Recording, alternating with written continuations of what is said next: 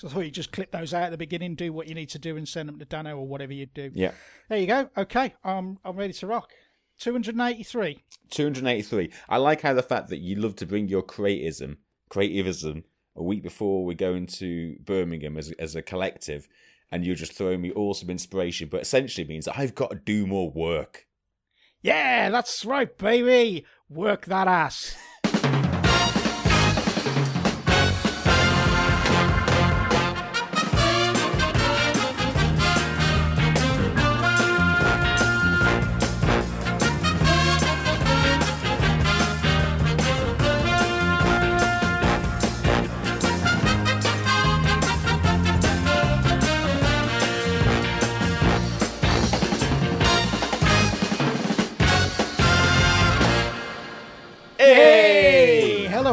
Welcome to the Midlife Gamer Podcast. Today is Thursday, the 13th of September, 2018, and my name is Darren Baldock. And joining me at the other end of the intertubes, the information superhighway, or whatever we call it nowadays, the three W's, Matthew Moore, in the house representing the stronghold of Faringdon. Yes. How are you, sir? Great.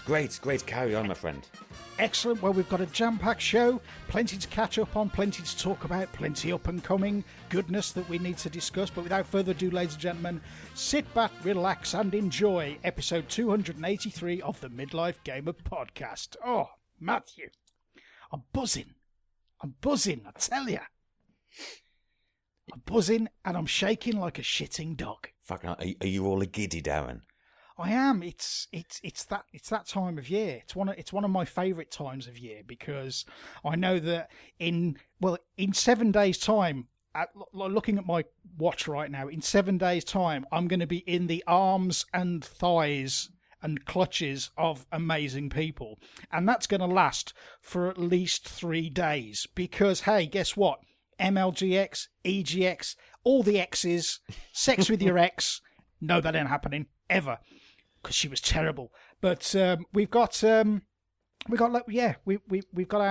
annual get together all coming up, and I think I tweeted something the other day about being excited and anxious at the same time, and this happens to me because like many people, we have or I suffer from an element of social anxiety, whether you believe me or not, because once I'm there, I seem to be able to come to life and do the Darren thing that I do, but it rips the hell out of me. That's why you don't see me during the day on Saturday, because I'm kind of just trying to mentally prepare for the events proceedings in the evening, and it kind of brought home to me that I'm not the only one that suffers from this, because there was a really amazing thread in the Facebook group around people's anxiety about potentially coming to EGX/MLGX for the very first time, and the response and the outpour from community members who've been there, who've lived the dream, and made that pilgrimage to Birmingham or previously to London. It was so heartwarming to know that we have an amazing community who are so very welcoming and friendly. So I guess my message to you, if you're listening to this and you're still on the right side of next weekend, if you've got the opportunity to come and you're still having doubts, just put them to one side. It's potentially the most amazing thing you'll ever do. Okay? Unless you drink with Trevor, and then it's potentially the worst thing you'll ever do. But hey, it's all right. It's all right. You can do without a kidney, can't you? Oh, I'm sure you can. Yeah. Do you know what? That was a really sweet thread. What was interesting about it was that a lot of people were getting in touch and saying, like, look, to be fair, it only happens once a year. It's once a year. And what you said was right. I mean, for me and you and for everybody who wants that, you've got 3 days of just like, if spending 3 days at the NEC with a handful of gaming brothers and sisters you can get on with, you can go and do that. Mm. Or if you want to go shopping in the bull ring and get your hair and your makeups done with MLG folks, you can do that. I think the wife is leading a pilgrimage. Is she? Well, I know she's going. leading the charge to the makeup shotgun shop. But sure enough, in that thread as well, though, it was nice for me to see that. I mean, I'd see names on there that I was like, shit, man, I never appreciated that could have been difficult for you. People who I've now known for 7 or 8 years. I forget that we all did. I mean, me and you did as well, dude. When we first started doing this sort of stuff, we were just as in shock and awe and just general nervousness. But you do get used to it and eventually start to realise, well, don't I mean, it's as much as a second family that I want it to be. Oh, without a doubt. You can't. You couldn't pick a better extended family than the one that will be there next weekend. And do you know what I look forward to more than anything is the new people. I love meeting people that I've never spoken to or met before, may have interacted with them through social media, or, you know, we've had some feedback from them, a review on the show, etc. But for somebody to come up and just introduce themselves, please do. If you see me, come and say hello. I'll be delighted to meet you. And look, as much as we joke about it, I'm not actually going to jump on you and become a pest.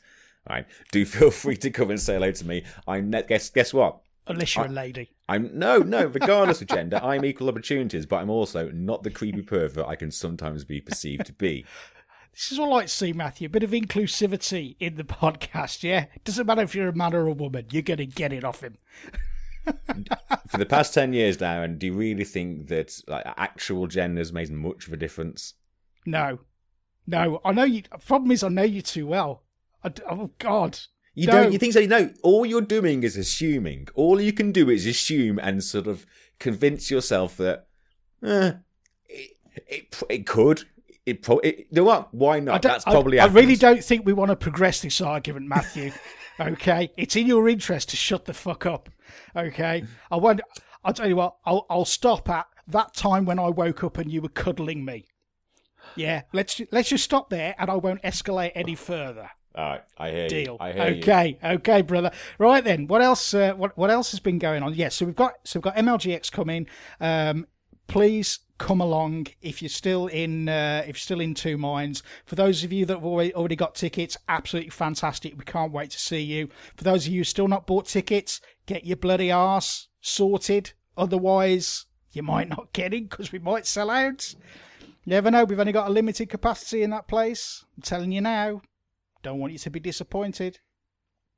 And remember, it's great that we get together and we have loads of fun, and we've got so much lined up for you this year. The community managers have been working so very, very hard.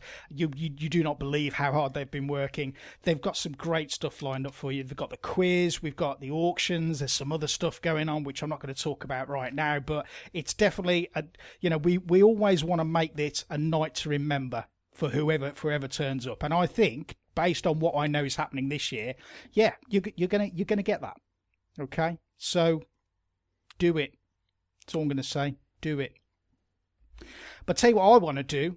Okay, when I'm there. So I was thinking about this in the car today. I always have random thoughts on the drive home, and I thought, you know what, I want to play Magic with some people. Yeah, so I need to understand. You and I need to work out when I think we're going over to the show on the Friday. Yeah, yeah, and the atrium is like the de facto meeting place for all people who aren't in the show. If you're not on the show floor, you're likely to be in the atrium. I'd like to set aside some time for me in the atrium while still, visiting the show floor. Put a couple of hours aside for anybody who's who either is a Magic player who knows how to play, or anyone who's interested in learning how to play. I'm more than happy to sit and attempt to teach people. So you're going to be doing in a corner preaching, converting people. Not preaching. I'm just going to be nerding up with me cards and my sleeves. Have you got enough stuff that you could sort of share around if anybody hasn't got stuff, or are you willing to let people handle? Are you bringing the disposable plates? I'm bringing the training wheels decks. Yeah, so they're all sleeved up. It's no problem.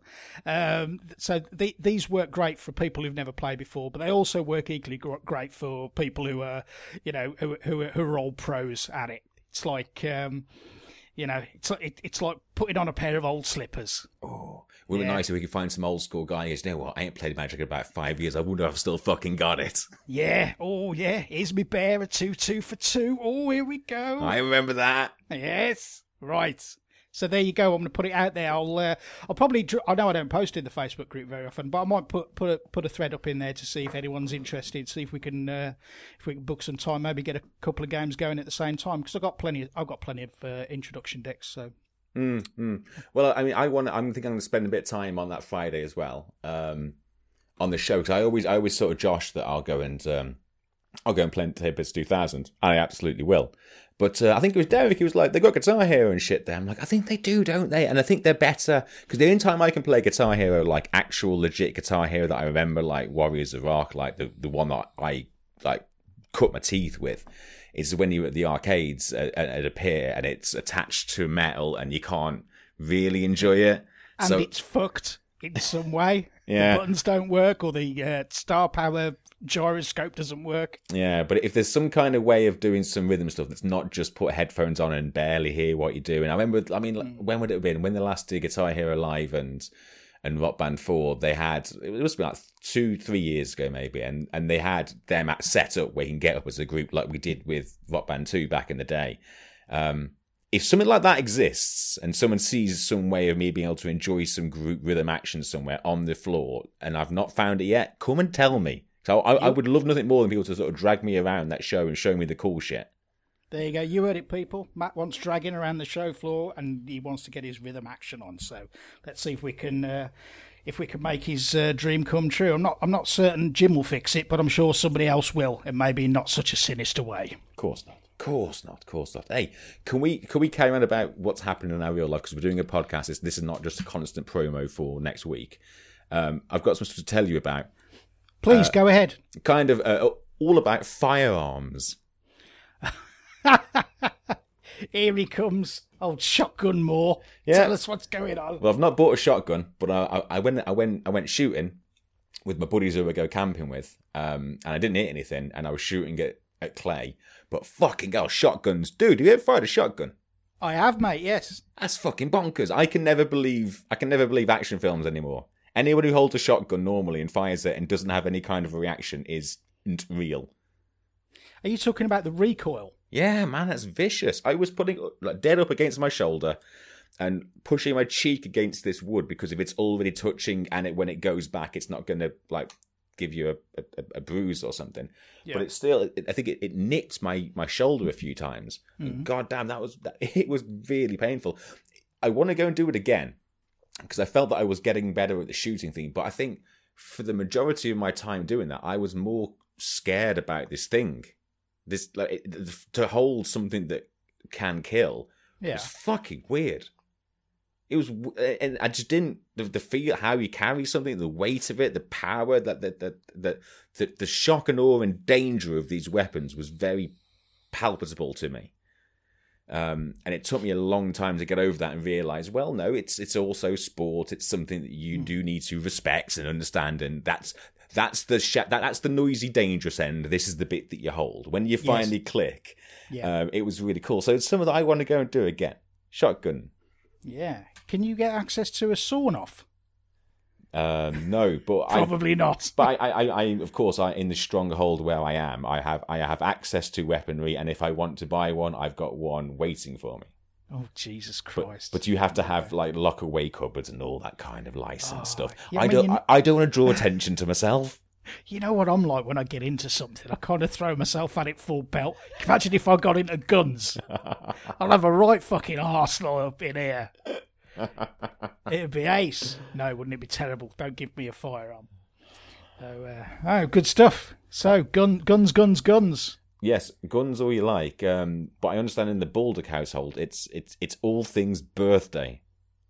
Oh, it was, yeah. So I I had a birthday. You had one of them, didn't you? It was my annual birthday, and I only get one, unlike the Queen. So I like to make the most of it. But I had a fabulous birthday this year. I had spent some quality time with the good lady, and she cooked lovely food for me, and we just had a lovely chill out together. It was beautiful. What more does a man want? More. Well, Two birthdays like the fucking Queen. I can't broadcast anything else, can I? What a man wants. Or what about what a man gets? Yes, sometimes there can be two entirely different things, but just be thankful with whatever you get, because it's probably going to be awesome anyway. No, it was good times. So yes, I'm now 47. Does that make you feel young, Matthew? See, you were catching up, and now I've streaked ahead. You have, haven't you? Yeah. Really. So you've really, yeah. I thought it was a sprint, but no, it's a marathon. And guess what? I've worn down now. I can't be catching you up no more. Do you know what? I'm in my 30s. Can you believe that? I was about to say, since we started the show, I've always been in my 30s, but that math doesn't work, does it? You're about to be in your 40s, you mean? No, I know I'm about to be in my 40s, but I was convinced for a second that since we were doing this podcast, I've always been in my 30s. But no, based on maths, I would have started this in my 20s. Who'd have thought I'd have been a midlife gamer at 28? Yeah. I was. Well, you don't know when your time comes, do you? Oh. Hey? Could be a midlife gamer at any time, and that's why we can get away with saying it. I could say I'm a midlife gamer still, because I'm going to live to be 100 and whatever, 104. That's highly unlikely, by the way. However, I've been doing things to probably improve my chances no end on that front. So, have you got your Darth Vader sleepy thing? Yes, my Darth Vader sleepy thing. So, let's dial this back a second. I probably want to be serious. I won't talk endlessly on about this. I just want to do a single piece on it because I think it's important. I believe there are people out there that may benefit from this conversation because sleep apnea is it goes largely just suffered unknowingly by whoever has it, and it's worth getting checked out. So let me explain to you what led to this change of lifestyle and this permanent treatment that I'm now on. So for as long as I can remember, I've always woken up feeling like shit, like I've had no sleep. And you kind of get used to it after a while. And you kind of desensitize yourself to it. And you just think, well, I'm just getting older. So maybe this is how life is. You just get older, you feel knackered every day. But that's not necessarily the case. So I actually went and saw my doctor. And he referred me to a specialist. I went private on this, by the way. But you can be referred on the NHS. It just takes longer to be seen. And so I saw this specialist, and he had a look inside my mouth, and he said, he says you've got a I can't remember what he said now. Something like a formidable tongue. I said I could have told you that. I said, you didn't go to university for 10 years and, earn yourself a 3-digit salary to tell me something I already knew. And I could provide testimonies from multiple ladies to that effect. All right? So anyway, the bottom line is that the way my mouth is shaped and the size of my tongue means that when I'm asleep, when my muscles relax and like my tongue falls back into my throat, my airways close up. And you know me, you've slept next to me, shit, you've cuddled me. You know how loud I snore, okay? And that's the reverberation of the closed skin in my throat, or the closed up gap in my throat, and that's the reverberation as the air passes through as I'm attempting to breathe in and out. Anyway, cut a long story short, I went to the hospital. They gave me a machine, some bunch of wires and shit to strap myself up with, a tube to go up my nose, yada, yada, yada. And I had to use that, take it, use it overnight, take the stuff back the next day. Then they go away, take that away and analyse the data associated with it. So that happened, and then they called me up and said, we need you back in. And I said, why? He said, oh, just to discuss your results. Can you come in as soon as possible? I said, am I dying? No, don't worry, Mr. Bullock. All right, it's not that bad, but we want to see you as soon as possible. So I went in, and they talked to me about my results. So, okay, couple of things that I need to explain acronyms over, because this machine that I'd used for 24 overnight, it measures something called AHI. So that's the apnea-hypopnea index. So this is how people are measured against to see if they do suffer from a significant sleep apnea. So what is sleep apnea, or what is apneas and hypopneas? So apneas is when you actually stop breathing during your sleep. And a hypopnea is when your sleep is disturbed, or your breathing is disturbed, and it's not as it should be. Okay? So a normal person, or somebody who doesn't suffer from apnea or sleep apnea, rates as 5 of these events or less per hour. So it's measured on an hourly rate. Okay? So they'll take the sum of your total sleep and divide it by the amount of these events that you've had. So safe zone is 0 to 5. Okay, I'm explaining this for context, okay? And then your mild apnea is kind of 5 to 15, and 15 to 30 is a little more serious, and anything over 30 is a severe case of obstructive sleep apnea. My score was 48.9, so I'm having 48.9 events per hour. Okay, you could do the math, that's almost 1 a minute. And the results were so detailed, they were able to pinpoint a period where I stopped breathing for 26 seconds. Now, when you stop breathing, your body is an amazing piece of technology, an amazing piece of equipment. It's a feat of engineering, because your body recognises that it's not getting the oxygen that it needs, and it will automatically bring you out of your sleep and force you to wake up so you start breathing again. Now, but because you're in a sleep state, I mean, I'm sure there's people listening now that are imagining, God, what's it like trying to hold your breath for 26 seconds? Try it. It's not good. It's not easy. But when you're sleeping, your body needs less oxygen. So 26 seconds it's still really, really serious, but it's nowhere near as bad as trying to do it now while we're awake and talking.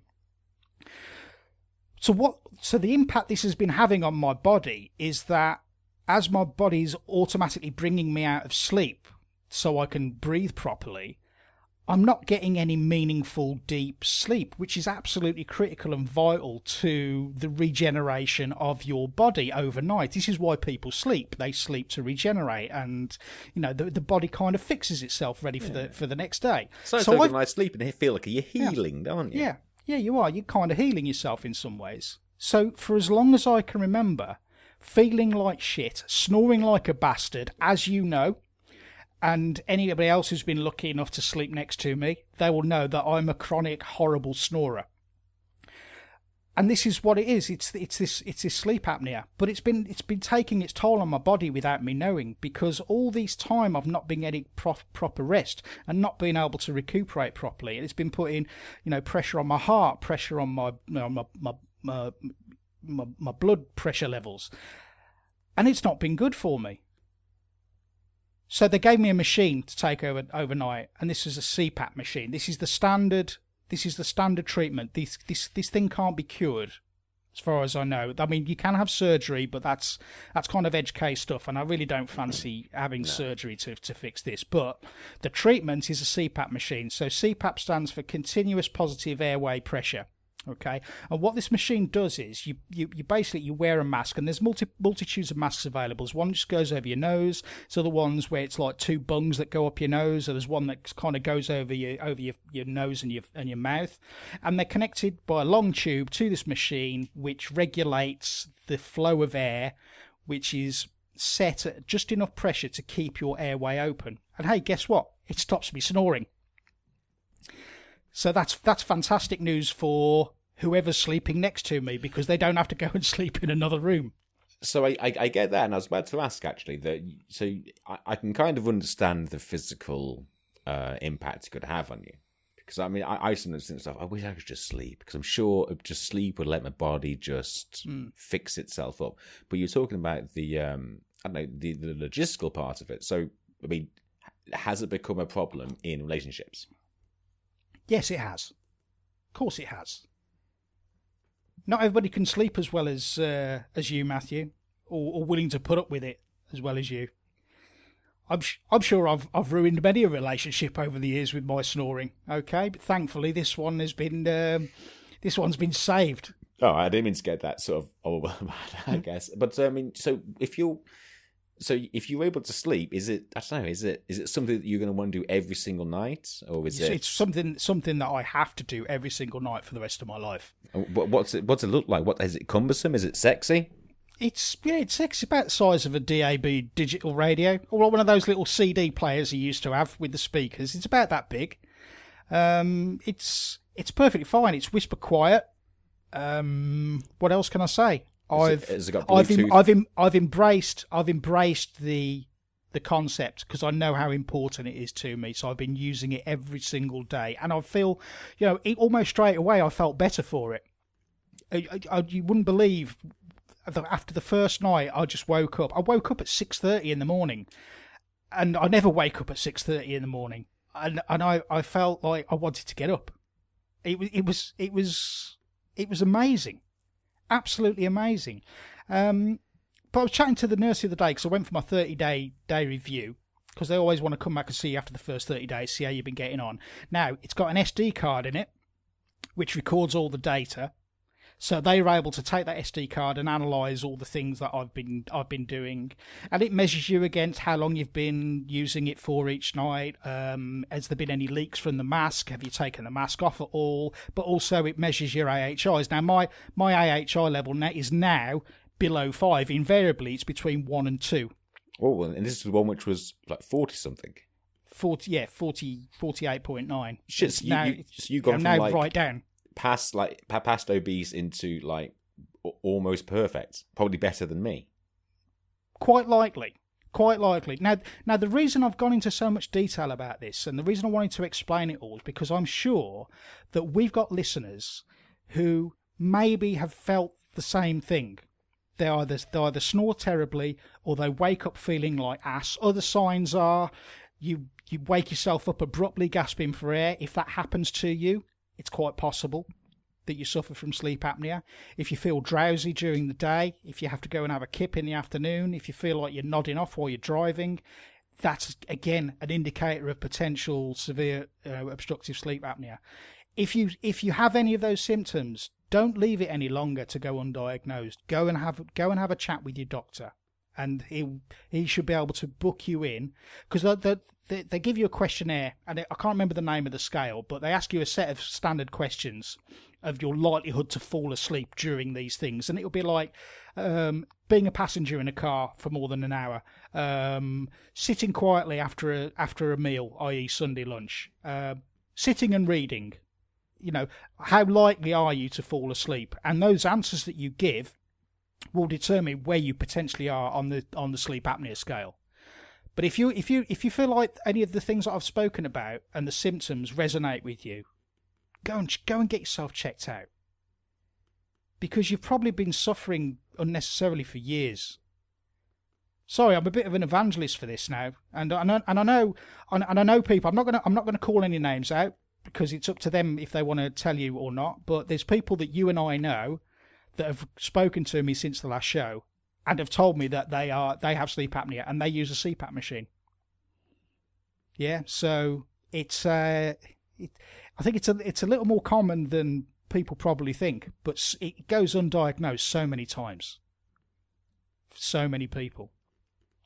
So there you go. I'll post a photo on social media at some point of me in my mask, and you can see what I look like. It's not a pretty sight, my friend. Yeah. Do you remember that? Do you remember the medical droid from Star Wars that was looking after Luke when he was in his water chamber. Yeah, I think so. Yeah, I look a bit like that. All right. I mean, can you vajazzle it? Can you bling it? I could bling it if I wanted to. Sure, Yeah. I could.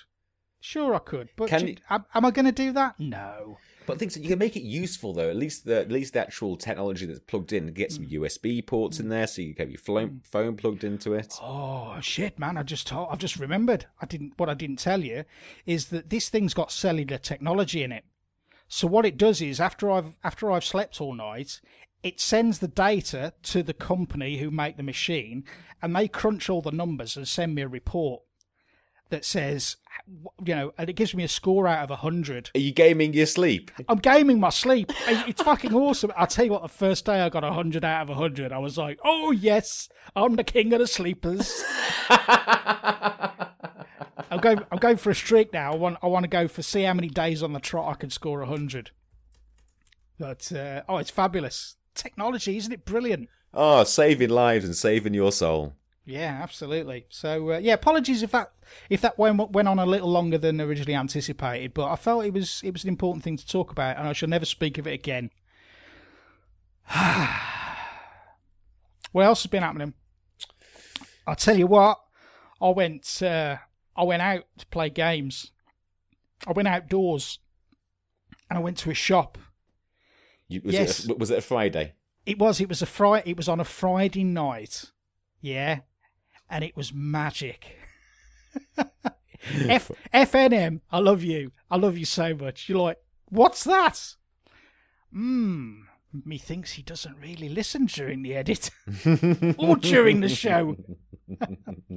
Yes, Friday Night Magic happened, and it was my first one. And thankfully, I'm part of their the Facebook group of the store. So I kind of hit them up on the Friday afternoon and said, "Look, I'm normally not available Friday nights because of other commitments, but I can come tonight. What do I need to bring?" And they said, "Oh, just bring your deck, bring some dice and a playmat." I said, "Fine, I've got all of that. I've even got a deck. I got a deck that was legal." Do you mean your personalised deck? Yeah, a deck that I've built. I mean, it's a net deck. It's a deck I've copied off the internet. But it's a red mono burn deck, and the reason I made it is because I think playing red is fun, and B, it was cheap. It was cheap to make. It probably only cost me about £25 to build.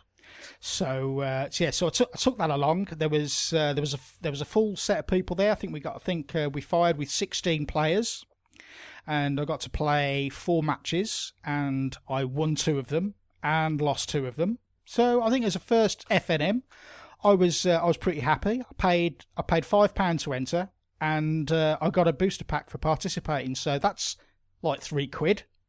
So I had a good night. Cost me £2, and I got some cards. Is that in town? Yeah, in Cannock. Oh, got you. In Cannock. Chase Games, big up, respect. I just kind of appreciated the fact that when you turn up to play,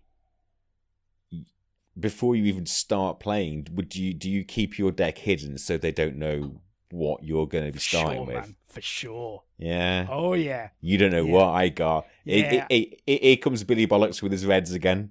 Yeah, so there you go. First land goes down, it's a mountain. They go, boom, red deck wins. Yeah, but I was up against some tasty turbo fog decks, which is kind of the hot shit at the moment.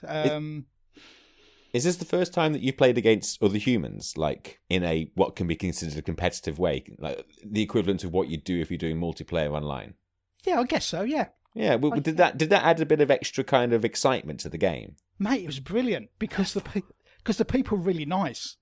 All right, they weren't sitting there being assholes. We were just talking and having a chat. I was sat next to a guy he went to a recent Pro Tour qualifier, but it's great because whenever I lost, we had a chat about the game, and I said, "What do you think I could have done better?" And he says, "Well, at this point, you should have." You should have blocked, or you should have done this, that, and the other. So I take every loss as an opportunity to learn, and you don't get that with online stuff because if you had the chance to chat, you just get good scrub or some bullshit like that. Where these are actually human beings that are really nice, and they love the game. and this is one of the things I do love about Magic players is they're really passionate about playing the game. So out of the 16 people and the people organising, what's your sort of demographic of Magic? I don't know. There was a fair mix of male and female, a variety of ages. Some young lads, some lads my age. Yeah, it's a broad church, isn't it? It's a very broad church. It was super fun. And then obviously I took my ass online, did a bit of streaming for the for the masses to show them what Magic Arena was like. I think you tuned in. You had a quick dive in, had a look. Yes, and that front end that you told us about beforehand is really clever. Really, really clever. For someone who doesn't know what's going on, I can be mouse overing the board in play, and it will be highlighting and sort of expanding on what this means. I mean, granted, jumping in there for me, I was just in there to make sure that like I could hear you and go, "You all right, Darren?" Yes, but it is. I guess it's the first time that at least I've seen a streaming solution devised purely for a game, which I'm sure it exists. I mean, Christ, like add-ons for World of Warcraft were essentially that, I suppose, weren't they? Yeah. I think this is something that's becoming more and more popular. I've dropped on another free-to-play CCG, which is available on Steam to download, called Eternal, and that works. I would say, if I was to give you the elevator pitch, that is like a halfway house between Magic and Hearthstone. It uses some of the Magic conventions, it uses some of the Hearthstone conventions, but it's free to download and free to play, so it's worth checking out. I'm still going through the tutorials at the moment, but I'm liking what I'm seeing so far. The UI is very good. I like the interplay between the card types, and no, it's worth checking out. Especially while Magic Arena's still in closed beta. People may have applied and are still waiting for codes. Shit, it took me months to get my code, but I've got a suspicion they will go live with that at the end of the month. And the reason for that is because the new set is due out on the 5th of October. And we're in the middle of spoiler season, and I'm getting all excited. I've told you it's like 4 Christmases a year with all the sets that get released. So we're in spoiler season where Wizards of the Coast release cards from the upcoming set. They release them singularly to content creators who can then post it, make videos, post it on social media. They're basically doing the PR job for Wizards. And they're also kind of UATing it as well. I guess so. They're doing high level UAT. I guess so. But those cards have gone to print. You talk about 4 times a year. Have Wizards of the Coast been doing that physically 4 times a year, like since we've not been talking about it? Yeah. Fucking hell. Yeah. So they must be saving a fucking fortune going digital. Well, you don't know, do you? You don't know. I think that. I mean, I know I mentioned on the last show that I think they're in a position of diminishing returns. I don't think that's necessarily true. I think there'll always be a need for the physical side of things, and whether Wizards like it or not, I'm sure somebody in Hasbro is rubbing their hands and slamming his fist on the table, demanding that Magic goes all digital. Okay, the problem is, as soon as you go all digital, the arse falls out of it because your secondary market disappears. With Arena, your secondary market will disappear altogether, and Wizards will never admit it. But they rely heavily on the fact that there's such a vibrant and active secondary market for Magic the Gathering. Speaking of which, give me your cards. Any listeners there with cards that they don't use anymore? I'll have them off you. I want to build the largest collection in Staffordshire. That's what I'm aiming for at the moment. So if you've got a bunch of cards, hit me up. Let me know. We'll have a conversation. And if you're coming to Eurogame, you can bring them in your backpack, and I'll take them off you nicely. So there you go. Have you dedicated space in your house now for your Magic? Yes, absolutely. Well, my good lady, so this is interesting actually. My good lady, at the back end of this, at the start of the year, She says, "Oh, I've got a bunch of these wine crates." Oh yeah. So these are wine crates that hold 6 bottles, and it's got like a hinge lid, and there's two levels to it. This is what they get for corporate gifts from various people. This is how wine bottles are shipped. But I tell you what, they're the perfect size for holding cards. Aye. Now, at the time, I said, I'll have them. I said, I've got no use for them, but you never know, I might have a use for them at some point in the future. And guess what? Yeah, I've got plenty of cards. I want more. I've got 5 of these fucking boxes to fill. Well, at least, it's less of a logistical nightmare than you were having with all your board games. There was only at some point you had to downgrade from a size point of view. I'm at my limit. I've got stashes of board games that are not even in my shelving. I bet you've got board games you put into a cupboard and you're kind of embarrassed of, and every now and again you'll find it. Yes, I've got board games. Yes, one day. Yes, stop looking at me like that. Yeah, there's kickstarted motherfucker. There's that place next to my fridge that I used to have all my beer. It's now got board games on it. Oh my god! And what else have I been doing? So I guess my passion project has evolved over time. So I think I mentioned on the last show that I've been curating this cube. So this cube, this magic cube, which has got it had 360 cards of one of each type, and it's a pauper cube, which means that it's only common cards. So I threw that together pretty quickly, and it was a joy and a pleasure to actually build that together. And then I had, I'm awful. I had this random thought, wouldn't it be really interesting if I could get foil cards for all of these in my cube?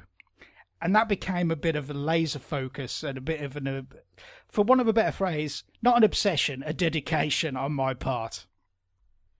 So I've been sourcing the foil variants, which are which are significantly rarer than standard cards. I'm nearly there. I've only got a handful left to do, but I'm now in the realms where cards are starting to cost a lot of money. Oh, Darren! And I'm to get these last few, but it's great. I've been pulling these cards from all over the world. I've had them sent from America, from Singapore, from Australia, from all over Europe. I just thought that since I've known you, since I've known you, and at least since we've been doing the show of 10 years, I've never known you throw anything away. Okay, so what are you telling me? That I'm a hoarder. Yes, you're a hoarder. How many did you ever throw away? I'm sure at some point you got like the Beatles rock band full kit. I knew. It sat in your fucking dining room for months. Every time I'd come around, you're like, yeah, it was only 50 quid, so like, why not get an entire fucking band in a box? Yeah, for sure, man. That was a bargain. Did you throw that shit away? No, I've still got it. Oh, mate. Remember them Skylanders? No. Still got them. They're probably worth the sum of fuck all now. At some point, hopefully, one of your addictions or one of your hoardy things will become the new hot shit one day. And you'll still fucking keep them. Well, we shall see. We shall see. I don't like throwing things away. My missus ripped the piss out of me the other day because I invested in some new nail clippers. And she says, I bet you've kept the old ones, even though they were fucking shit. She says, I bet you've kept them. I said, well, they're my spare set now. Yeah, like I'm going to need a spare set of fucking nail clippers. All right. I'll tell you what, mate. The day after I pop my clogs, all right, all of you fuckers are going to want to come to my house and have a piece of something. All right? And then you'll be thankful. Say, oh, I'm so glad he never threw anything away. Oh, look at this. It's a cab controller. It's a cab controller for Train Simulator. Probably doesn't even work anymore. No, it still does work. That's in a cupboard somewhere. Oh, look at all these Skylanders. Look at all these books on pinball. Fucking hell.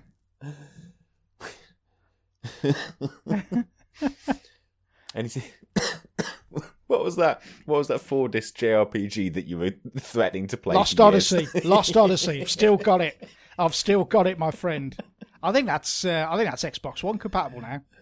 Oh yeah, brilliant. So you can go and play it now, can't you? Yeah, if my Xbox One still works. I only turn my consoles on now to stream. I forget you even own consoles. I do own consoles, yes. I do. They're all OG. I never thought I'd get to the stage where I would say I've got an OG PS4 and an OG Xbox One. Yeah, release day, launch consoles. They are, mate. They got to be worth something. I've got a day one edition controller.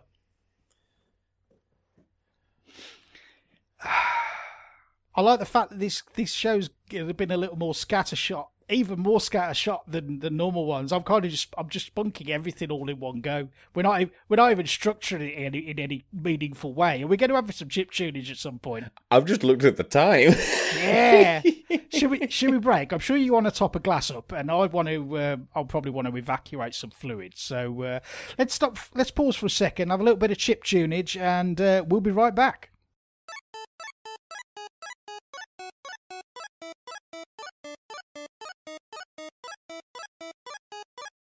The DANCE, 1, 2, 3, 4, 5. Stick to the BEAT, get ready to ignite. You are such a BIT, catching all the lights. Just easy as ABC, that's how you make it right. The DANCE, stick to the BEAT, just easy as ABC. Do the dance, do the dance. The way you move is the mystery.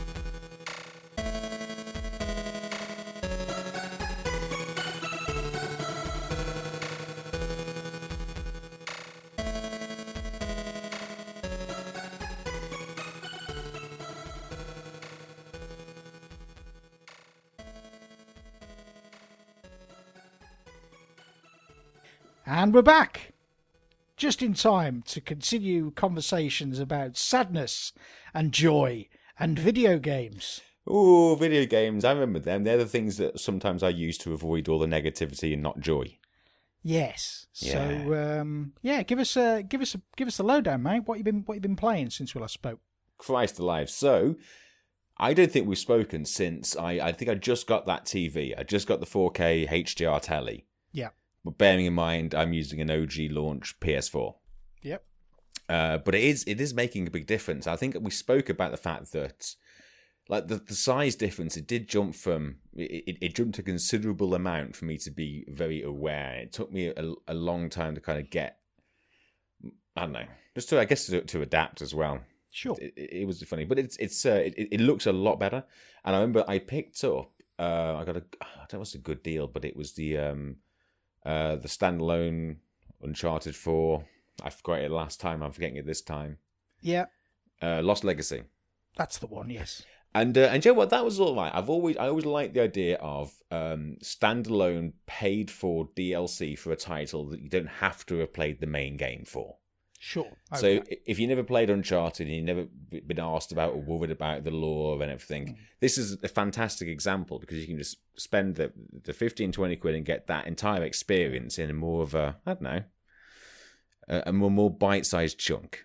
Okay. Have you completed it? Yes, I completed it in a couple of sessions, and it was great. It was more of that. One thing that they always do, and I remember I think you must have played a couple of these Uncharted's. I have, yes. And I'm pretty sure it was either 2 or 3, but they gave you a sequence where you were running towards the camera, and I think there was a Jeep coming down the streets towards you. And yeah. That's right. It's like in a favela or something. Yeah. And Naughty Dog have done that a lot, like with Crash Bandicoot as well. They like the idea of you running at the camera, not knowing what to jump on next. I think the first game that ever did that was one of the Disney games on the Mega Drive. It might have been The Lion King. There you go. Mm-hmm. True story, if my memory serves. And they do that really well.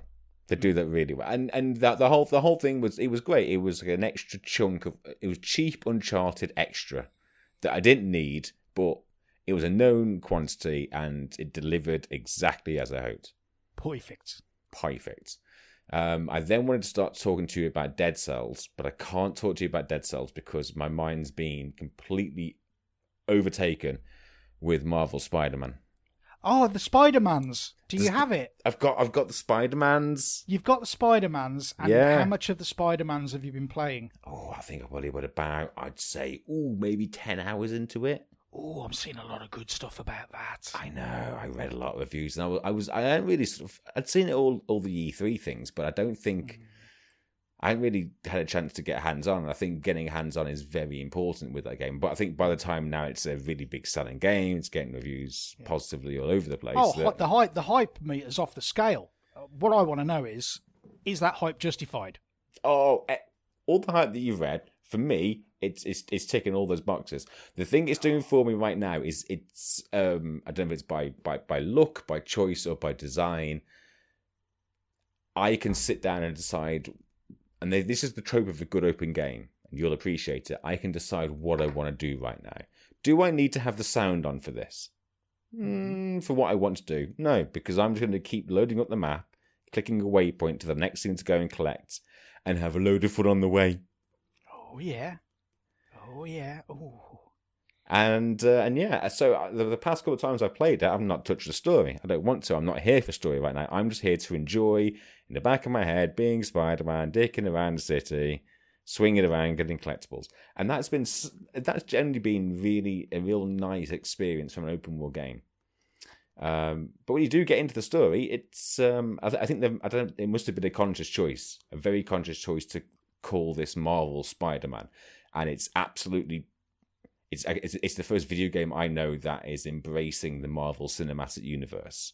Okay. Even the opening of it gives you that the sort of flicking, and you see the word Marvel in red coming up. Yeah. They don't lean into it too much, but that's certainly there at the start. And it's again branded Marvel's Spider-Man. Mm-hmm. And it's because DC Spider-Man's shit.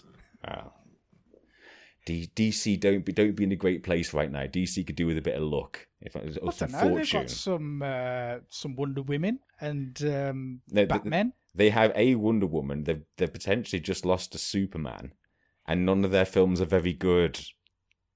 They've lost a Superman to Witcher 3. Well, I understand. Yes, yeah. And before you know it, his adopted daughter will be black. And that will have to be the end of the world. I'm sorry, that's taking everything too far.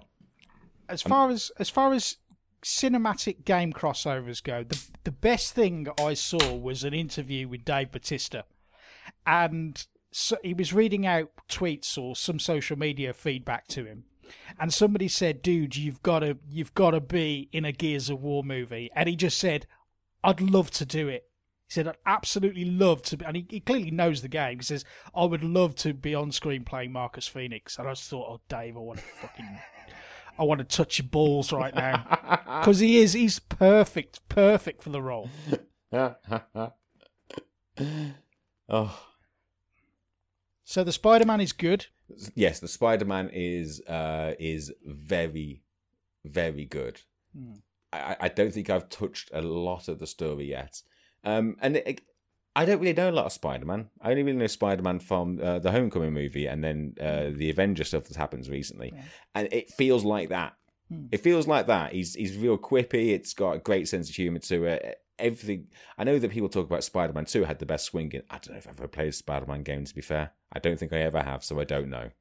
Yeah, but, I think I played a PS2 version. I thought it was really good, but I'm seeing footage of new Spider-Man, and it looks phenomenal. I've got to say. But the key to a successful Spider-Man game is the swinging, and that is why there's never been a good Superman video game, because no one's ever been able to capture the core feeling of what it's like to be Superman. But if they've nailed the swinging mechanic with Spider-Man, they're 3 parts there. They are, and it's not just your basic swinging, but the swinging does depend on having a grapple point there. There needs to be a building around you, otherwise you're holding a trigger and fuck all's happening. I mean, it's not the end of the world. You'll land on the floor and you jump somewhere else. But if you want to keep that momentum going, you do have to be a little bit conscious about that. But then again, you can get super, super low into your swinging and be between cars and the highway, just zipping off. Everything just kind of flows in a very nice way, and you can control it at a very fast pace or a very slow pace. And it's not just the swinging. There are lots of other ways to move around that city. I didn't really expect to be talking about this much, but you know what? It's probably worth it. So So you got your sort of key story missions you can go to. It's telling your story of Peter Parker. He's like 24. He's a bit older. He's no longer with the Bugle. Is he not? No, he's left that shit behind. He's been Spider-Man for a while. Like you're dropped into the world, and Spider-Man has been the thing in New York for the past sort of 6 or so years, and they're taking him for granted. I would. Why not? Yeah. Fuck it. Yeah. But everyone loves him, though. Don't you jump down to the floor, you hit the kick button in front of a pedestrian, you high five, and they go, "Yay, Spidey! You're keeping it fucking real, liking your moves." I know it exists. I saw it once in a menu somewhere. Is a Twitter feed, and he has. I think he's down as he's NY New York web crawler, something like that is his Twitter handle. Loads of followers. Everyone loves him. As you're buzzing around, I'm pretty sure it was. I'm right in thinking Spider-Man's the one where his boss at the Daily Bugle was a right dickhead. Big cigar, hey, get me pictures of fucking Spider-Man, Parker, or I'll come over there and whoop your ass. Yeah. So he pipes up in your ear as you're fucking around. And I understand that the concept of it is it's almost like a podcast. So you actually can choose to turn it off, and it involves finding a menu called unsubscribe. But it's actually really cool. And it kind of plays in with I did something really cool. I went into a bank and I stopped this big old thing. And I'm swinging around a few hours later, and he pops up in my corner. He's like, "I don't know the thing about Spider-Man as well. Do you think these people money? It's not. It's still going to be there after it's destroyed. Why couldn't he take it outside before having that fight?" And I think about that whole sort of Spider-Man cheeky kind of world, which I've learned from Homecoming and Avengers, is absolutely being driven into me. That's what they're trying to remind me. This is what Spider-Man is these days. Yes. He's a known entity. They're absolutely... Yes, he got bit by a fucking spider, I assume. And then it honestly just I don't find a way to play that game. I feel really... Do what? Feel dead smug, I do, because I'm an internet person and I've got a PlayStation 4 and I'm dead smug because I'm getting all the best exclusives. No, I feel really, really glad that I've got a solution and a system to play some awesome games lately, and I feel some of the best experiences that I've had this year have has been from owning a PlayStation. You've seen me trying to drop on on an Xbox, thinking like, yeah, I can play Gears of War, and then I'll play Forza a couple of years later. But right now, I'm in a great lucky place to be playing these games like God of War, Spider-Man, Lost Legacies, Uncharted. Like these are. I sound like an infomercial. There's got to be a better way. There is a better way. You get a PlayStation 4 and you got exclusives. I'm a happy gamer right now. I'm glad that there's great games out there. Good. And, it's one of those, if you've got a platform and you're enjoying the games you're playing, it doesn't really matter what anybody else thinks. Just paddle your own canoe, my friend, Fuck everybody else. Oh, the soundbar's nice. It's nice having a soundbar. It's not as loud as the telly, but it has a better sound to it. So if it's just me and I'm playing a game on my own, I'll put the soundbar on. If the wife and the dog's around and they're all fighting each other and playing with toys, telly's on, it's going nice and fucking loud, and hopefully I'll pick something up. So it's not as loud as the telly. You don't have the telly sound on the same time as the soundbar, do you? No. To be fair, Darren, right, I'm not very good when it comes to AV setup. Oh, okay. I need a visit. Yeah, maybe you do. You want to see what I'm doing with that telly in the bedroom, fella? Oh, I don't think I do. Right. Someone said the word to me. Someone said the word Cody. I spent £30 on an Amazon TV stick, and now it's just sat in a drawer doing nothing because I don't know what that is. Oh, Jesus Christ. Okay. Well, I might not be your guy for that because that's shenanigans and science. No. Exactly. That was me going like, that sounds like a solution. And guess what? Because it's probably illegal and immoral, it probably also means you get a real shit user experience. I ain't willing to put up with that shit, fella. Yeah, you're the guy out on the street stealing a copper's helmet and then shitting in it and then delivering it to his wife and then stealing it again. Yeah, know your type. No, good stuff, mate. I'm really glad you dropped on the old Spider-Man. Yep, absolutely surprised with it. weren't looking forward to the reviews. I was a little bit bored one day, and I was like, when does Spider-Man reviews come out? And it was like, it comes out in 2 hours' time, and I spent the rest of the next 2 hours going like, oh, I wonder what Spider-Man's going to get. Have you unlocked shirtless Spider-Man yet? No. Yeah, there's plenty of unlocks, plenty of progression to be doing. But before I finish talking about video games, the reason that I'm only talking about those two games and not Dead Cells is Dead Cells was my fucking jam. Believe the hype. Remember how I love like roguelikes or lights? Yeah. I don't know what the right word is, but Nuclear Throne. God, I've been playing that for a long time. I played. Geez, what was the one that I played around your house that first time that you introduced me to? Yeah, we know the one. You mentioned it on the last show. Rogue Legacy. That's the fella. It's one of them, but it's done really fucking well. And it's the sort of game that I want to, I don't know, I want to kind of stream that because it's such a fun game to watch people play and learn how it. Oh, so much to it. So, That's how good Spider-Man is that I'm holding this back. I see. I guess is how we will end my gaming discussion. Well, I kind of spunked on mine in my initial outburst. So I guess the bottom line is, from a cardboard perspective, still looking forward to playing Magic as much as possible. My cube is still going through its pimping process. So yes, definitely much a pimp my cube vibe right now. But I'm going to be so happy when it's all done. Is it ever going to be done, Darren? It will. Well, almost. I mean, there's 4 cards in my cube, which there's never been foil variants made for them, and I've reconciled with that. Because if they're not available, if they never made them, I'm not going to lose any sleep over it. But if there's foils out there for the other ones, honestly, I got what did I get? 36 of each land type, and and they're split into like 18 for each player. So whatever you end up drafting, because the way we play Cube is we draft. We take 90 random cards, and then we'll do something called a Winston draft. So basically, you get 3 piles and 3 piles of cards, and they each start with one in the pile. And then you start on the right hand side, and you look at the first card, and you either take that card and draft it, or you put it back, and then you take another card off the main stack and put that card on top and move on to the next pile.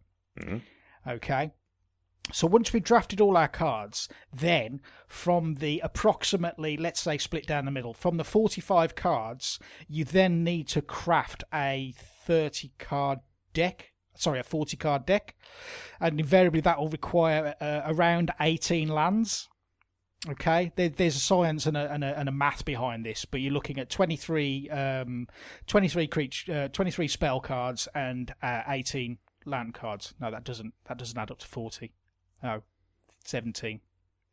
17, that's the magic number. But you could go 18 if you wanted to be a little out there and crazy. So all my lands are foil as well. Oh, it's not cheap, mate. It's not cheap. I can't really say anymore because podcasts have ears. But it's gonna be totally worth it. Hi. It's gonna be totally worth it. See you next week. Yeah, bye. So what else we do? I'll tell you what. One other bit of analog that I want to talk about, and I've had this game for over a year, and I've never got it to the table. And Darren and I have been talking for the past few weeks, and we said, "Oh man, we really need to play Twilight Struggle at some point." Twilight Struggle, up until very recently, when Gloomhaven knocked it off the top spot, was the number one game on Board Game Geek, and managed to play it. And now I know why it was one of the top games. This game is phenomenal. It's all I can say, really. So enjoyable. It's a bit like chess, insofar as you're trying to vie for, I guess, a superior position on the board. So the board is kind of like a world map, and it's all about the Cold War. So onwards from the 50s through to the end of the Cold War in the 90s, late 80s, early 90s. And it's a card-driven game. So the way the cards work is you're dealt a hand of 7 cards, and you must play all of them. I think you can keep one and carry it over to the next round. But you have these cards, and they have multiple uses. So there'll be a number in the corner, which is your operations points. So your operations points you spend on doing things like putting influence in a country, because the more influence you have in a country, the better you will score during the game. There's various points during the game where if somebody plays a scoring card, then things are totted up. And the way the scoring works, it's like a tug of war. It starts at 0 and it goes up to 20 for the Soviets, and it goes up to 20 for the US. And depending on how the scoring goes, you'll move either up the US track or you'll move back down the US track into the USSR track. So it's just one scoring point or one scoring cube, but it moves along this single track, either into the Russian zone or the US zone. But anyway, I digress a little. I want to talk about these cards because this is glorious. This is so you can use a card for its operations value. Okay. Problem is that these cards are either that they'll also have an event on them. So the event is normally something that benefits a certain side in a significant way. So I might be there. I was there playing as the US. So I might have a card that's got 4 operations points, which is a high number, and I'll be able to do like 4 things, for example. But it's got a Russian event. Now, if I play this card for the operations points, the Russian event has to happen. So you're left with this quandary. Do I play it for the operations points? Do I hold it over to the next round, hoping I've got some way of getting rid of it? Or do I could burn it on space exploration. Okay? There's a whole multitude of layers to this game, and it took us it took me about 20 minutes to get my head around it. Darren kind of learned the rules in advance. He doesn't even own the game, but he went away and learned the rules. Bless him. Because I'm shit at stuff like that. But we had such a good time. And I've never been... I can't remember the last time I felt so engrossed in a game. And we must have took about 4 hours to play it, because it was our first game and we didn't really know what we were doing, and we were double-checking rules and certain edge case scenarios. But hey, hell of a game.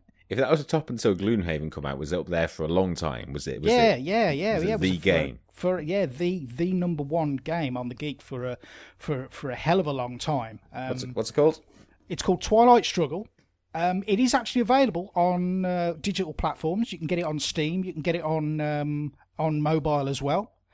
So if you fancy something a little heavier than probably a lot of the games that I talk about, but you want something that's really engaging and engrossing, then it's well worth checking out. So there you go, Twilight Struggle. I lost, by the way. I lost my first game. The Russians won. Darren rocks up to the house with a fucking Russian bear hat, and he's playing the Russian national anthem outside on his phone. The guy cracks me up. He really leans into it, and he loves playing the bad guy. If ever we play a Star Wars game, he's always the Imperials. Okay, any opportunity to be a baddie or to be the evil one, Darren will take it straight up anytime. We had such a good time. Twilight Struggle, do it. I can't believe I left it so long, just sat on my shelf not playing it. Oh, was that what? So it was. How long was it there for? For over a year. Oh, so for a year you had what was the best game?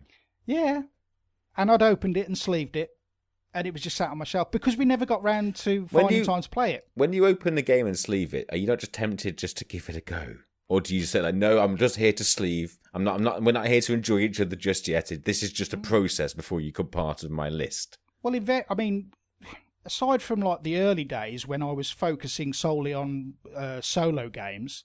A lot of the games that I own now are for multiple players, and Twilight Struggle in its pure analog form is not a game you can play solo. You can play on your own on the digital versions because there's a computer AI you can play against, or you can even play against other people online. You know, it's very well put together like that. But no, I would invariably when I got a multiplayer board game, first thing I'd do is I'd take the shrink off. I would examine all the contents, do an inventory check, make sure everything's present and correct, and then I would sleeve and compartmentalise and bag up components, etc. And that's some people don't enjoy that. I actually really enjoy doing that as much as I enjoy putting up and setting up and tearing down a game. I actually enjoy that part of the process. Yeah. Sad, ain't I?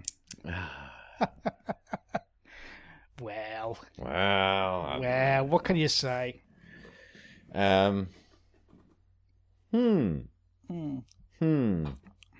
Digital front, I've still got my regulars. I've got my train station. Got my dice thingamy. Got my Marvel Puzzle Quest. Have you bothered with Board King, or was that gone? Sorry? Board King, is that gone? Board King, sorry, yeah, that's the one I meant. Board Kings. Oh, yeah. You're still on that? Yeah. Are there still other boards to go to? Yeah, we've got loads of boards. All the boards. Okay, all the boards. Yeah, but like I'm having to collect like 24 million to upgrade a property now. Is it still active with that little clan and our little friends list? Yeah. There's plenty of people coming to my place trying to steal money off me, and I'll just go back and I'll go back to theirs and destroy them in a meaningful way. Just as a reminder, don't come round shitting on my doorstep, because I'll fucking have you. It's good stuff, and obviously playing as much Magic Arena as I can find time to do.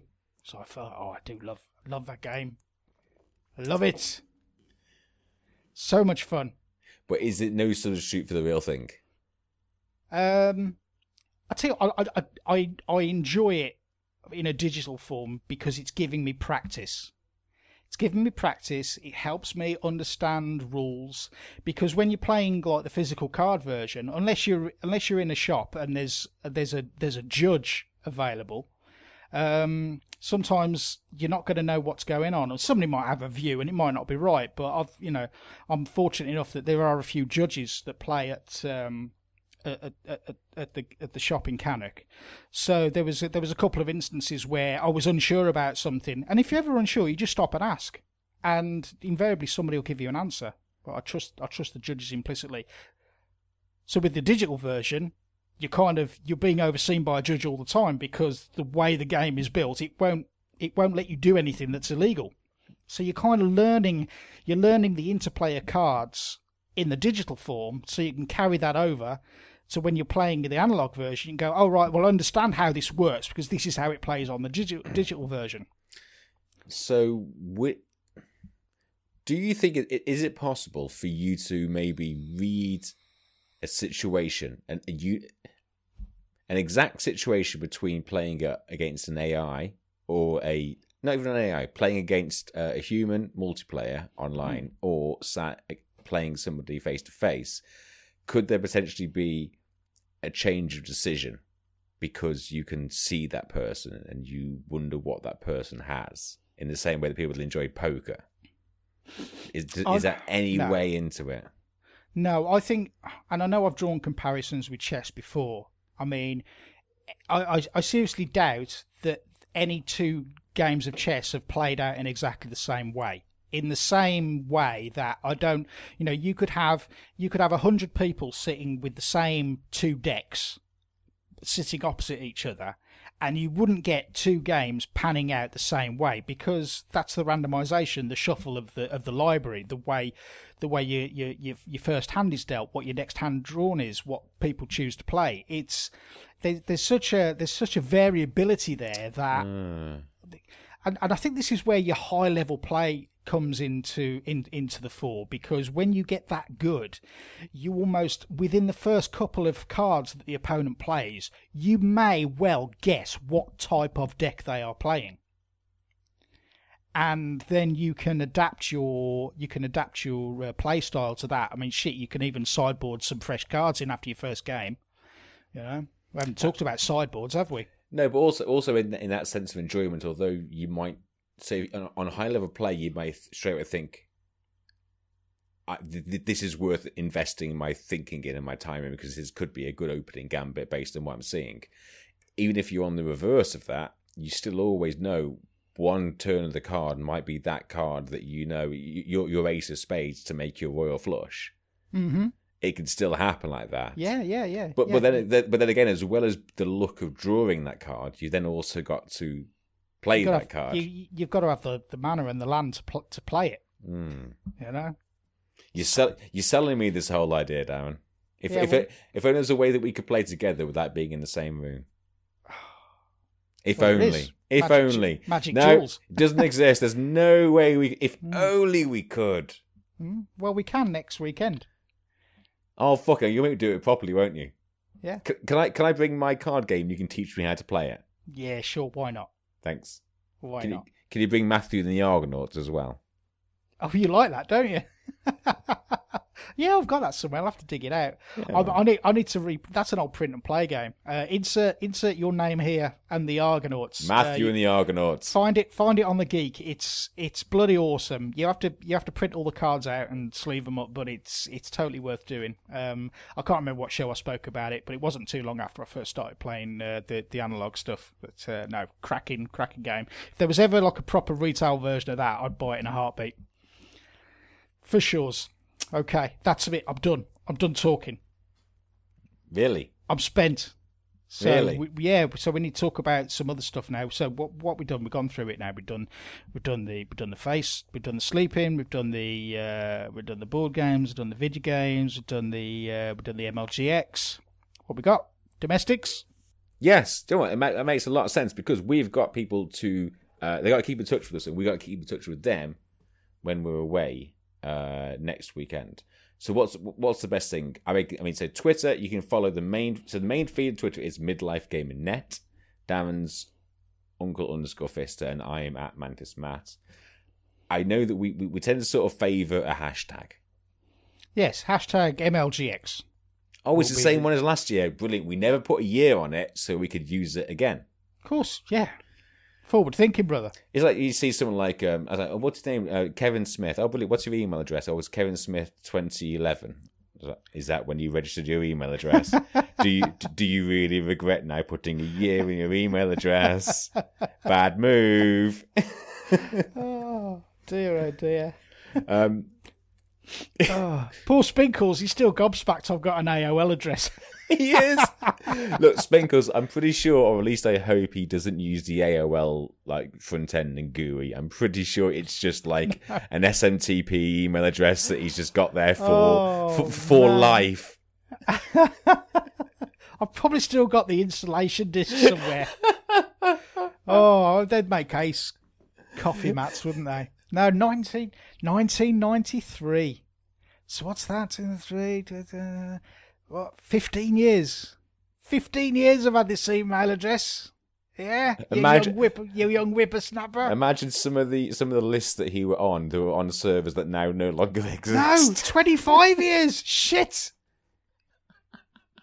Yeah, man, you're old. It's 25 years. I've had an email address for 25 years. Fuck me, that's horrible. Oh my word. Jesus Christ. Hey, at least it wasn't a CompuServe bunch of random numbers. Yeah. Bloody hell. Anyway. And it still sits as well. It's not like emo Darren self-harm 8. So I mean 420. Yeah, I put one into you.net at AOLs.com. I remember I was with an ex and she used AOL and she goes, "Oh, I've had a new disc to the post, but they've changed it. It's now called American Online." I hope you binned her off straight away after that. Well, no, there was some more angry sex. But you can't beat a bit of angry sex. But that's how a lot of relationships end. What, with angry sex and that lingering smell of disappointment. Because guess what? We were both just double checking, weren't we? Yeah, guess what? Let's just make Still sure we doesn't really work. don't like each other. I hate you so much, I'm going to fuck you. Right. I understand, rumour has it, we have an iTunes review. Rumour doesn't have it. We have an iTunes review. I want to get real close up on the mic here. And why do we like iTunes review, Matthew? Because we've been looking forward to them for the past 10 years. And it's really nice when you see a new iTunes review. I mean, I remember back in the day, D, we would finish a show sometimes on a high and be real happy.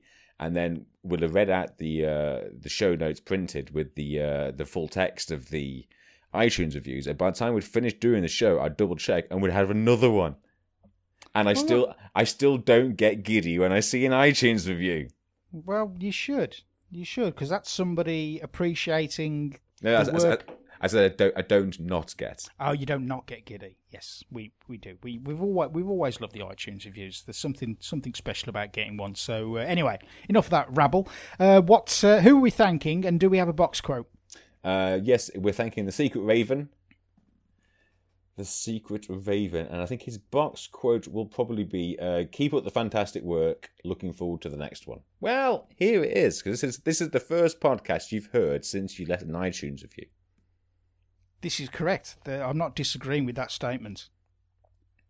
He speaks the truth, people. Matthew the truth speaker, and lover of ladies and men.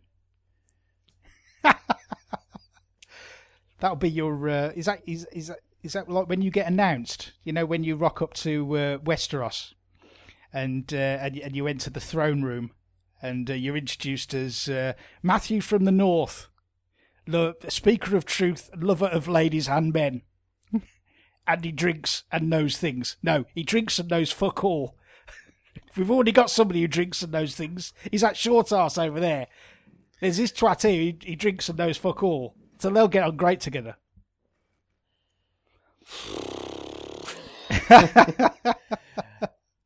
Ever so slightly deflated, but I'll let you off. Oh, mate, I love you. You know I love you. I can't wait to get my arms around you next week, mate. It's always good to have hugs from my main G. That's true. That and talking about good night. So talking about good night sleep, are you taking your head mask with you? I certainly am. Do you want to come and try it on? No. Yeah. Do you want to come to my room and see my setup? Can you leave me alone in your room with your setup for at least 3 minutes? No. No, I am not having you expelling your happy sap into my mask. That is not going to happen. Oh, God, I can't even bear the thought of that. Neil, however, he's more than welcome to put his willy in my mask. Favoritism is what it is. It's his favoritism. He along with the other Kumi managers have worked really hard over the last few months. Yes, well, probably longer than that, to be honest. I know. They deserve a bit of love. And we'll continue to thank them, and we'll thank them on the night, as we always do. But the amount of work those guys put in, every year I keep forgetting how much work they put in. I go, shit, are you sure you want to do that? They go, well, yes, because that's what I did last year. I'm like, oh, wow, thank you. Oh, they're all going to get their bums touched anyway, by at least us. And if anyone else out there appreciates what they do on the night, go and touch their bum or buy them a pint, whichever they prefer. So there you go. There's another show in the can. Thank you very much for tuning in. It's been an absolute pleasure, Matthew, as always, to catch up with you. And long may it continue. No reason why it shouldn't. So for the listeners, just want to say thank you once again for tuning in, sticking with us. Go and have yourselves an amazing couple of gaming weeks. If you're lucky, have yourself an amazing weekend at EGX. Come and find us. Come and find the family and introduce yourselves. And you'll leave with a whole new set of friends. I guarantee you that. And for everybody else, just keep an eye. Just keep an eye on everything. Yeah.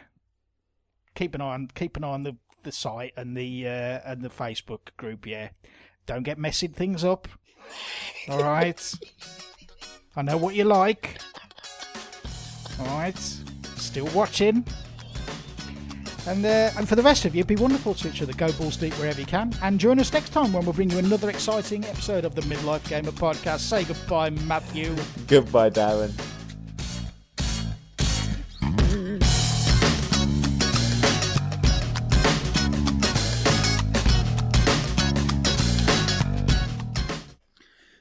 Right, so your sleep thing. Yes. In the same way that if you don't get enough of it, you feel that your body's not working as well. I just had a really long piss. You know, one of those pisses where you can have a good old lean. What did you lean on? I leant on the wall. Of course you did. Straight ahead of me. Yeah. Staring down. Oh. Palm secured to the wallpaper. Or the tiles or whatever you got going on in that room. And as it's coming out, I'm thinking, I don't know if I've drank this much water today, but guess what? My body's getting rid of a lot of good shit. Yeah, I don't want this to ever end. Did you have a little shudder? Kidding me? Look, as far as anyone's concerned, I was having a wank. No, you'd have been back much sooner, mate.